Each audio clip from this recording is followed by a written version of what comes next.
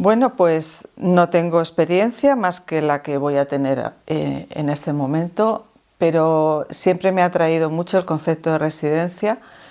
porque a veces los escritores necesitamos un espacio que creativamente nos suponga un impulso. A veces el ruido exterior no te deja oírte a ti mismo y el escritor necesita oírse. Pasamos por momentos vitales en los que tenemos la creatividad muy alta y otros en la que quizás necesitas rodearte de estímulos que promuevan esa creatividad. Entonces, meterte en un ambiente que está pensado para crear, que está rodeado de gente que ama lo que tú amas,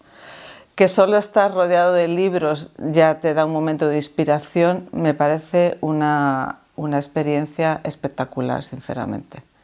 Y me parece muy bien que se creen espacios como estos para que la gente que necesita esa soledad, ese oírse a sí mismo, ese estar rodeado de letras de otros, porque para crear hay que leer a otros también, pues me parece pues muy bonito.